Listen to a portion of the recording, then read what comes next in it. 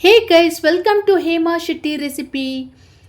Guys, ಇವತ್ತು ತುಂಬ ದಿವಸದ ನಂತರ ಒಂದು ಸ್ಪೆಷಲ್ ರೆಸಿಪಿ ಜೊತೆಗೆ ನಾನು ಬಂದಿದ್ದೀನಿ. ಅದೇನಂದರೆ ನನ್ನ ಫೇವ್ರೆಟ್ ಬಂಗಡ ತವಾ ಫ್ರೈ ಮಕ್ರೇಲ್ ಅಂತ ಹೇಳ್ತೀವಿ. ಸೊ ಇವತ್ತು ಸಿಂಪಲಾಗಿ ಮಾಡೋಣ. ಜಾಸ್ತಿ ಯಾವುದೇ ಇಂಗ್ರೀಡಿಯೆಂಟ್ಸ್ ಇಲ್ಲದೆ ಸಿಂಪಲಾಗಿ ಬರೀ ಮೂರೇ ಇಂಗ್ರೀಡಿಯೆಂಟ್ಸ್ ಯೂಸ್ ಮಾಡಿಕೊಂಡು ಯಾವ ಥರ ಕ್ವಿಕ್ಕಾಗಿ ಟೇಸ್ಟಿ ಯಮ್ಮಿ ಸ್ಪೈಸಿ ಬಂಗಡ ತವಾ ಫ್ರೈ ಮಾಡ್ಬೋದು ಅಂತ ಇವತ್ತು ನಿಮಗೆ ಹೇಳಿಕೊಡ್ತೀನಿ. ಇಲ್ಲಿ ನಾನು ಆಲ್ಮೋಸ್ಟು ಒಂದು 3/4 kg ಫಿಶ್ ಫ್ರೈ ತೊಗೊಂಡಿದ್ದೀನಿ. ಸೊ ಈ ಥರ ನೀಟಾಗಿ ಕ್ಲೀನ್ ಮಾಡಬೇಕು. ಒಂದು 2-3 ಸಲ ಕ್ಲೀನ್ ಮಾಡಿ ಈ ಥರ ನಾನು ಕಟ್ ಪೀಸ್ ಹಾಕಿಸಿದ್ದೀನಿ. ಅವ್ರ ಹತ್ರ ಮಾರ್ಕೆಟಲ್ಲಿ ಕಟ್ ಮಾಡುವಾಗಲೇ ಕಟ್ ಪೀಸ್ ಹಾಕಿಸಿದ್ದೀನಿ. ನಿಮಗೆ ಬೇಕಾದರೆ ನಿಮಗೆ ಆ್ಯಸ್ ಪರ್ ಯೋರ್ ರಿಕ್ವೈರ್ಮೆಂಟ್ ನಿಮಗೆ ಯಾವ ಥರ ಬೇಕೋ ಆ ಥರ ಕಟ್ ಪೀಸ್ ಹಾಕಿಸ್ಬೇಕು. ಈಗ ನೀಟಾಗಿ ಕ್ಲೀನ್ ಆಗಿದೆ. ಬನ್ನಿ ಮಸಾಲಕ್ಕೆ ಏನೇನು ಬೇಕಂತ ನಾನು ಇವಾಗ ಹೇಳ್ತೀನಿ. ಬನ್ನಿ ರೆಡಿ ಮಾಡೋಣ.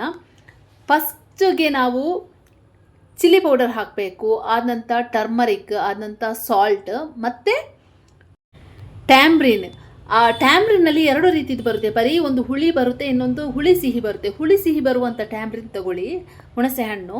ಸೊ ತುಂಬ ಟೇಸ್ಟಿಯಾಗಿರುತ್ತೆ. Very simple and quick recipe ಅಂತಲೇ ಹೇಳ್ಬೋದು. ಯಾರು ಬೇಕಾದರೂ ಮಾಡ್ಬೋದು. ಸೊ ಈ ಥರ ಮಸಾಲ ಹಾಕಿ ನಾವು ಮ್ಯಾರಿನೇಷನ್ಗೆ ಇಡಬೇಕು. ಆದ ನಂತರ ನಾವು ಫಿಶ್ ಈ ಥರ ಮಸಾಲ ನೋಡಿ ನೀಟಾಗಿ ಹಿಡ್ಕೋಬೇಕು. ಸೊ ಯಾಕಂದರೆ ಕಟ್ ಪೀಸ್ ಹಾಕಿರ್ತೀವಿ ಅಲ್ಲ, ಒಳಗಡೆ ಎಳ್ಕೋಬೇಕು ಮಸಾಲ. ಸೊ ಇವಾಗ ರೆಡಿಯಾಗಿದೆ. ಇನ್ನು ಒಂದು 30 ಮಿನಿಟ್ಸ್ ನಾವು ಮ್ಯಾರಿನೇಷನ್ಗೆ ಹಾಕಿ ಇಡಬೇಕು. ಆದ ನಂತರ ನಾವು ಗ್ಯಾಸ್ ಆನ್ ಮಾಡಿ ಗ್ಯಾಸಲ್ಲಿ ಒಂದು ತವ ಇಟ್ಟು, ತವ ಕಾದ ನಂತರ ಕೊಕೊನಟ್ ಆಯಿಲ್ ಹಾಕಬೇಕು. ನಾನು ಕೊಕೊನಟ್ ಆಯಿಲ್ ಯೂಸ್ ಮಾಡೋದು. ಅಂದರೆ ಅದು ಬಂಗಡ ತವ ಫ್ರೈಗೆ ಕೊಕೊನಟ್ ಆಯಿಲ್ ಸೂಪರಾಗಿರುತ್ತೆ.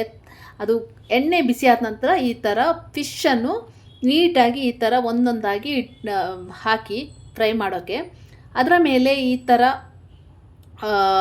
ಕರಿಬೇವಿನ ಸೊಪ್ಪನ್ನು ಹಾಕಿದರೆ ನಿಮಗೆ ಸ್ವಲ್ಪ ಒಳ್ಳೆ ಫ್ಲೇವರ್ ಕೊಡುತ್ತೆ. ಅದು ಕೊಕೊನಟ್ ಆಯಿಲ್ ಜೊತೆಗೆ ಸೂಪರ್ ಕಾಂಬಿನೇಷನ್ ಅಂತಲೇ ಹೇಳ್ಬೋದು. ಅದರ ಒಂದು ಫ್ರೇಗ್ನೆನ್ಸ್ ಸ್ಮೆಲ್ಲೇ ಬೇರೆ. ಎಷ್ಟು ಒಂದು ಒಳ್ಳೆ ಪರಿಮಳ ಬರುತ್ತೆ ಅಂತ ಗಮ್ ಅಂತ ಅನಿಸುತ್ತೆ ನೋಡಿ. ಇವಾಗ ಒಂದು ಮಿನಿಮಮ್ ಒಂದು 7 ಮಿನಿಟ್ಸ್ ಒಂದು ಸೈಡ್ ಹಾಕಿ ಕಾಯಬೇಕು. ಅದು ಒಂದು ಸೈಡ್ ಆದ ನಂತರ ಇನ್ನೊಂದು ಸೈಡ್ ಕಾಯೋಕ್ಕೆ ನಾವು ಸ್ವಲ್ಪ ಹೊತ್ತು ಬಿಟ್ಟು ಅದು ಮಸಾಲೆ ಎಲ್ಲ ನೀಟಾಗಿ ಇದಾದ ನಂತರ ನಾವು ಇನ್ನೊಂದು ಸೈಡ್ ಉಲ್ಟಾ ಮಾಡಿ ಹಾಕಬೇಕು. ಸೊ ನೋಡಿ ಎಷ್ಟು ನೀಟಾಗಿ ಎಷ್ಟು ಚೆನ್ನಾಗಿ ಕಾಣಿಸ್ತಾ ಇದೆ. ಮಸಾಲ ಬೇರೆ ತುಂಬ ಚೆನ್ನಾಗಿ ಎಳ್ಕೊಂಡಿದೆ. ಕಲರ್ ಬೇರೆ ಎಷ್ಟು ಚೆನ್ನಾಗಿದೆ ನೋಡಿ. ಸೊ ಈ ಥರ ಕರಿಬೇವಿನ ಸೊಪ್ಪನ್ನ ಹಾಕಿದಾಗ ಅದರ ಒಂದು ಫ್ಲೇವರೇ ಬೇರೆ ಕೊಡುತ್ತೆ, ಟೇಸ್ಟೇ ಬೇರೆ ಅಂತ ಹೇಳ್ಬೋದು. ತುಂಬ ಚೆನ್ನಾಗಿರುತ್ತೆ.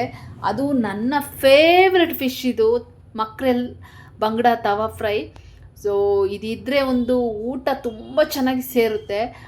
ಅದು ಗೊತ್ತಲ್ಲ, ನಮ್ಮ Mangalore famous delicacy fish fry. Coastal recipe ಅಂತಲೇ ಹೇಳ್ಬೋದು. ಇದು ಕೋಸ್ಟಲ್ ಡೆಲಿಕೇಸಿ ಅಂತಲೇ ಹೇಳ್ಬೋದು. ನಮಗೆ ಮಂಗಳೂರಿನವ್ರಿಗೆ ಈ ಥರ ಒಂದು ಫಿಶ್ ಇದ್ದರೆ ಊಟ ತುಂಬ ಚೆನ್ನಾಗಿ ಸೇರುತ್ತೆ. ನೋಡಿ ಎಷ್ಟು ಚೆನ್ನಾಗಿ ಬಂದಿದೆ ಫಿಶ್ ನೋಡಿ. ಇದನ್ನು ಇವಾಗ ಉಲ್ಟಾ ಮಾಡಿ ಹಾಕಬೇಕು. ನಾನು ಉಲ್ಟಾ ಮಾಡಿದ್ದೀನಿ. ಸೊ ಅದಾದ ನಂತರ ಫಿಶ್ ರೆಡಿ ಆಯಿತು ನೋಡಿ. ಈ ಥರ ಬಾಯ್ಲ್ಡ್ ರೈಸ್ ಜೊತೆಗೆ ಹಾಕಿ ಇವಾಗ ಸರ್ವ್ ಮಾಡಬೇಕು. ಇವಾಗ ಫಿಶ್ ಫ್ರೈ ರೆಡಿಯಾಗಿದೆ. ನೋಡೋಣ ಟೇಸ್ಟ್ ಹೇಗೆ ಆಗಿದೆ ಅಂತ. ಕಲರ್ ಅಂತೂ ತುಂಬ ಚೆನ್ನಾಗಿ ಬಂದಿದೆ. ಟೇಸ್ಟ್ ಹೇಗೆ ಬಂದಿದೆ ಅಂತ ನೋಡೋಣ. ಸೊ ಇದು ನಿಮಗೆ 1 ಬೈಟ್ ಗೈಸ್. ವಾವ್, ಟೇಸ್ಟ್ ಸಖತ್ತಾಗಿ ಬಂದಿದೆ. ಮಸಾಲ ಎಲ್ಲ ಪರ್ಫೆಕ್ಟಾಗಿ ಎಳ್ಕೊಂಡಿದೆ. ಉಪ್ಪು ಖಾರ ಹುಳಿ ಎಲ್ಲ ಪರ್ಫೆಕ್ಟಾಗಿ ಬಂದಿದೆ. ಮತ್ತು 30 ಮಿನಿಟ್ಸ್ ಮ್ಯಾರಿನೇಷನ್ಗೆ ಹಾಕಿದಾಗ ಈ ಥರ ಕಟ್ ಪೀಸ್ ಮಾಡಿದಾಗ ನೀಟಾಗಿ ಮಸಾಲ ಎಳ್ಕೊಳ್ಳೋದ್ರಿಂದ ನಿಮಗೆ ಪರ್ಫೆಕ್ಟಾಗಿ ಕರೆಕ್ಟಾಗಿ ನೀಟಾಗಿ ಮಸಾಲ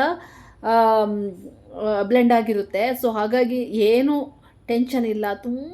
ತುಂಬ ಕ್ವಿಕ್ಕಾಗಿ ಈಸಿಯಾಗಿ ಆಗೋ ರೆಸಿಪಿ. ಯಾರು ಬೇಕಾದರೂ ಮನೆಯಲ್ಲಿ ಮಾಡ್ಕೋಬೋದು. ತುಂಬ ಟೇಸ್ಟಿಯಾಗಿದೆ. ಅದು ಬಂಗಡ ಗೊತ್ತಲ್ಲ, ಎಲ್ಲರಿಗೂ ಇಷ್ಟ ಆಗುವಂಥ ಫಿಶ್. ನನ್ನಂತೂ ಫೇವ್ರೆಟ್ ಫಿಶ್. ಎನಿ ಟೈಮ್ ಇದ್ದರೂ ನಾನು ಎನಿ ಟೈಮ್ ಊಟ ಮಾಡ್ತೀನಿ. ತುಂಬ ಇಷ್ಟ, ತುಂಬ ಟೇಸ್ಟಿಯಾಗಿ ಬಂದಿದೆ. ಫಿಶ್ ಬೇರೆ ತುಂಬ ಫ್ರೆಶ್ ಆಗಿತ್ತು, ತುಂಬ ಟೇಸ್ಟಿಯಾಗಿತ್ತು, ಯಮ್ಮಿ ಆಗಿತ್ತು. ಸೊ ಮಸಾಲ ಎಲ್ಲ ನೀಟಾಗಿ ಎಳ್ಕೊಂಡು ಪರ್ಫೆಕ್ಟಾಗಿ ಬಂದಿದೆ. ಗೈಸ್, ಈ ಥರ ರೆಸಿಪಿಯನ್ನು ನೀವು ಟ್ರೈ ಮಾಡಿ. ಐ ಹೋಪ್ ನಿಮಗೆ ಈ ವಿಡಿಯೋ ಇಷ್ಟ ಆಗಿದೆ ಅಂತ ಅಂದ್ಕೊಂಡಿದ್ದೀನಿ. ಸೊ ಇಷ್ಟ ಆದಲ್ಲಿ ಪ್ಲೀಸ್ ನನ್ನ ಚಾನಲ್ಗೆ ಸಬ್ಸ್ಕ್ರೈಬ್ ಮಾಡಿ, ಲೈಕ್ ಮಾಡಿ, ಕಮೆಂಟ್ ಮಾಡಿ, ಶೇರ್ ಮಾಡಿ. ಇನ್ನೊಂದು ಹೊಸ ರೆಸಿಪಿ ಜೊತೆಗೆ ಬರ್ತೀನಿ. Until then see you, take care, bye. ಈ ವಿಡಿಯೋ ಹೇಗಿತ್ತಂತ ಕಮೆಂಟ್ ಬಾಕ್ಸಲ್ಲಿ ತಿಳಿಸಿ. Thank you so much for watching. Lots of love. Take care, bye.